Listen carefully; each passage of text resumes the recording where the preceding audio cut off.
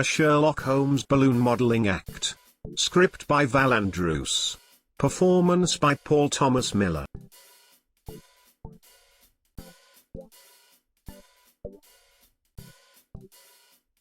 Now we take you to 221B Baker Street, famous, not for cookies, but for the world's greatest detective, Sherlock Holmes.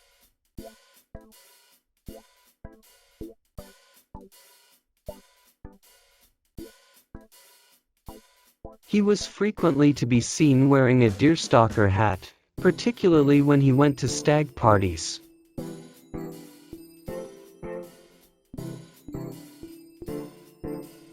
Quickly, Watson, the game's afoot, bring your service revolver. Watson, a medical man, knew how to handle the gun. But Holmes preferred his meerschaum pipe.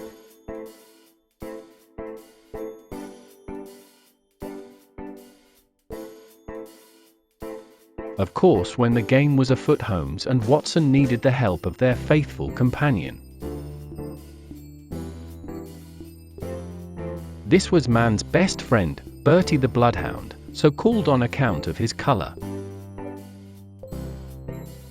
Our trio were on the trail of another dog, a famous dog, a very sinister dog, the famous Hound of the Baskervilles.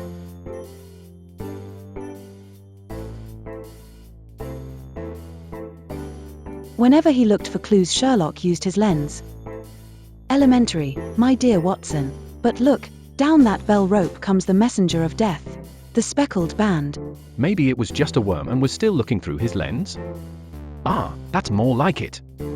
Gee, it's a mover. Quick, Watson, back to Baker Street. Watson was a little short-sighted and had to wear glasses. Holmes, however, had keen sight, which made him quick to catch a crook. Here's where I try to give you some idea of a legendary animal, mentioned by Watson once or twice, but never fully explained. It's not a dog, its ears are the wrong shape. It's not a bear, it's not big enough. It's not a mouse, it's too big. Could be that I smell a rat? Of course, it's the giant rat of Sumatra. I have to deviate from Val Andrews' script here because the rat popped, and I couldn't be asked to try again. For those of you who are Sherlock fans, I won't need to explain the following model. Have you guessed?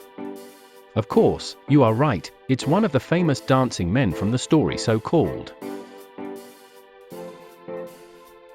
Last but not least, I'm going to give you my representation of one of the very last stories about Holmes, created by the late Conan Doyle.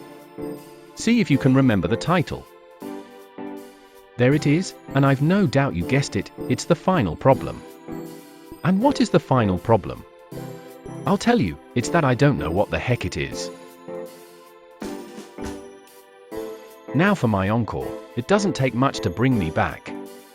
I'd like now to remind you that Holmes was a master of disguise, and here are some of his best known.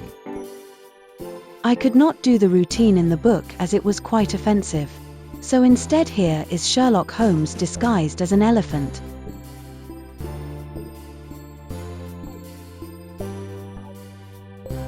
Crumpets! Colonel Warburton's madness. Crumpets! Crumpets!